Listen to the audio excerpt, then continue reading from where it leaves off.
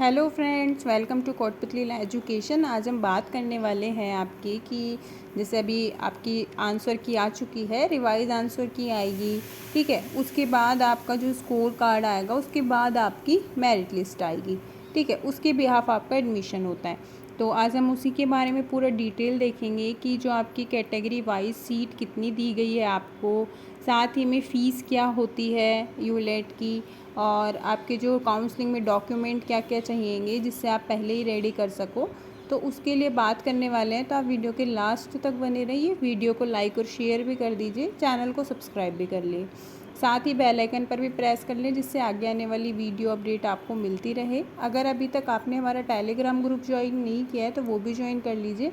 वहाँ भी आपको सारी लीगल अपडेट, सुप्रीम कोर्ट के जजमेंट, करंट अफेयर, जीके, सभी गवर्नमेंट जॉब से रिलेटेड आपको अपडेट दी जाती है। तो चलिए अभी हम देखेंगे पहले कि आपकी कैटेगरी वाइज सीट क्या कितनी रहेंगी।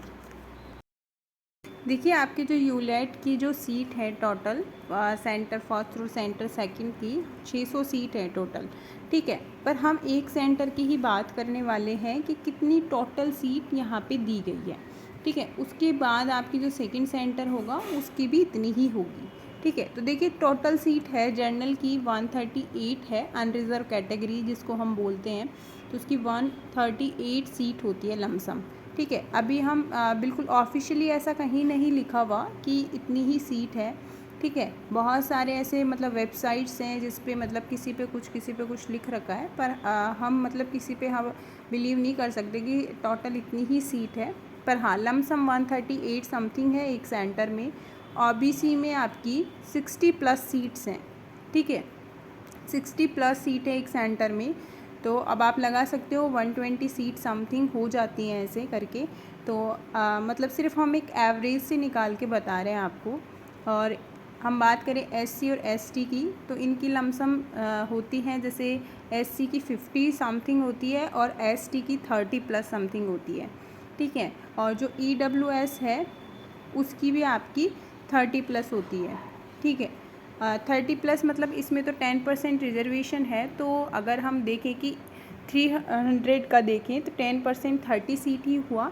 तो 30 सीट ईडब्ल्यूएस की अलग से हैं, ठीक है। और एमबीसी की देखें तो इसमें अलग से 15 से और 20 सीट समथिंग होती हैं, ठीक है। 15 से और 20 के बीच में होता है ये क्राइटेरिया। तो आप लगा सकते हो कि हम एवरेज भी माने तो 15 हो सकती है। और जो पीएच कैंडिडेट होते हैं वो 5% seat shall be reserved for PH candidate with in all category as per university rule, okay. तो reservation and concession for Kashmiri migrate as per university norms, तो ये सब यूनिवर्सिटी के नॉर्म्स पे होता है। 5% सीट है वो ले सकते हैं, ठीक है। तो यहाँ पे क्या है, एक हमने एवरेज के हिसाब से यहाँ पे टोटल सीट का डिवाइडेशंस किया है, ठीक है। और एक सेंटर को लेके हम बात कर रहे हैं तो दोनों सेंटर्स की लमसम सेम ही सीट्स होती हैं सबको बराबर करके। तो यहाँ पे अनरिजर्व कैटेगरी की सबसे ज़्यादा है, वही 138 समथिंग, और ओबीसी की 60 प्लस है, एमबीसी की 15 to 20, एससी की वही 40 प्लस 45 समथिंग ऐसे रहती है, एसटी की 30 प्लस है और ईडब्ल्यूएस की 30, और जो एमबीसी है उसकी 50 to 20 के बीच में रहती है। और पीएच कैंडिडेट को 5% है जो रिजर्वेशंस देते हैं, वो यूनिवर्सिटी के नॉर्म्स पे, रूल्स पे दिए जाते हैं। तो ये तो होगा आपका सीट डिवाइडेशन, ठीक है। ये तो आपका सीट डिवाइडेशन है, ये कंप्लीट हुआ। अब हम देखेंगे फ़ीस क्या रहती है मॉर्निंग इवनिंग की लमसम। देखिए, अगर हम लास्ट ईयर के कुछ टाइम से बात करें तो देखिए अप्रोक्स आप 4K से लगा सकते हो, ठीक है। 4K से और 12K तक, ठीक है, समथिंग इतनी ही फ़ीस रहती है, इससे ज़्यादा नहीं है फ़ीस, ठीक है। फर्स्ट ईयर की इतनी ही फ़ीस है और 3 ईयर की इतनी ही फ़ीस लगती है, ठीक है। हॉस्टल्स का जो बहुत सारे स्टूडेंट्स पूछ भी रहे थे हॉस्टल्स का ये क्या है, वो सिर्फ आपके मेरिट लिस्ट पे होता है और कुछ फॉर्म्स भी फिल होते हैं, तो वो आपको यूनिवर्सिटी से पता करना पड़ेगा। देखिए, कुछ भी अगर ऐसा कुछ हम ऑफिशियल तो कुछ बता नहीं रखा है एलएलबी के लिए, ठीक है, हॉस्टल्स के लिए, तो आप वहाँ पे जाके जैसे आप कांटेक्ट करोगे तो वहाँ पे पता लग जाता है, ठीक है। और फीस है वो तो कम ही है आपकी, अप्रॉक्स मतलब 4K से हम ले सकते हैं और 12K समथिंग आपकी फ़ीस होती है मॉर्निंग इवनिंग दोनों बैचेस की। अब बात करेंगे काउंसलिंग के डॉक्यूमेंट क्या क्या चाहिए होते हैं। देखिए 12th की मार्कशीट, 10th की मार्कशीट, ठीक है, ये दोनों चाहिए होगी। आप एक काम करना, जितने भी आपको डॉक्यूमेंट्स बताए जा रहे हैं, एक की आपको फ़ोटोकॉपी जो पूरा सेट बनाना है जीरोक्स करवा के, और एक आपको ओरिजिनल लेके जाना है, ठीक है, सेट करके लेके जाना है। जैसे पहले 10th, फिर 12th, फिर ग्रेजुएशन, अगर आपने पीजी कर रखा उसमें 60% है, ठीक है, अगर अदर स्टेट के हैं आप तो उसमें, और आपकी जो पीजी कर रखी है और आपकी ग्रेजुएशन भी कंप्लीट है तो दोनों की लेके जानी है, ठीक है। कास्ट कैटेगरी है, जैसे अनरिजर्व कैटेगरी को तो कोई ये कास्ट सर्टिफिकेट ले जाने की ज़रूरत नहीं है, पर जैसे EWS है, OBC, MBC, ठीक है, और जो भी मतलब स्टूडेंट्स है जो रिजर्वेशंस में आते हैं कैटेगरी में, उनको अपना सर्टिफिकेट लेके जाना है। वो इंस्ट्रक्शंस जब मैंने बताए थे आपको तो उसमें डेट मेंशन कर रखी है कि कहाँ कब तक के वो लेंगे, ठीक है। आप कमेंट भी कर रहे हैं बार बार बहुत सारे स्टूडेंट्स की हमारा ये वाला चल जाएगा, ये नहीं, आप उस इंस्ट्रक्शंस को देखिए, ठीक है।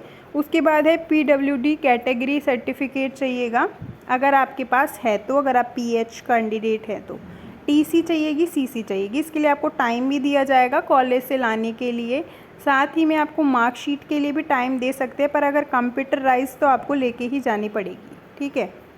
उसके बाद है रिसेंट फ़ोटोग्राफ चाहिएगी, पासपोर्ट साइज 6, और आपको फ़ीस में भी रिलैक्सेशन चाहिए कि आप इतनी फ़ीस नहीं अफोर्ड कर सकते, ठीक है, और आप रिजर्वेशन कैटेगरी में हो तो वो तो सारे कैंडिडेट हैं जो आप ये इनकम टैक्स पेयर सर्टिफिकेट है आप बनवा सकते हो और वहाँ पे आप लगा सकते हो यूनिवर्सिटी में, तो आपको जो फ़ीस है उसका भी रिलैक्सेशंस मिल जाता है, ठीक है। कुछ मतलब % डिस्काउंट मिल जाता है, और कुछ की जो है बिल्कुल ही फ़ीस को है लेते ही नहीं है, ठीक है।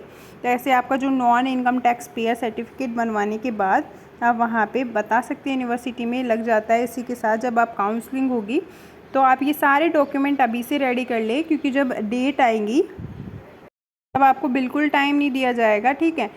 तो आप पहले से ही ये सारे जो आपको डॉक्यूमेंट बताएं ये सारे रेडी कर लीजिए, ठीक है। और जो अभी आपका जल्दी स्कोर कार्ड आ जाएगा और जल्दी आपकी काउंसलिंग डेट है वो भी स्टार्ट होने वाली है, तो आप ये सारे डॉक्यूमेंट्स रेडी कर लीजिए, और जो भी इंस्ट्रक्शंस बताए हैं वो सारी चीज़ें आपकी रेडी होनी चाहिए।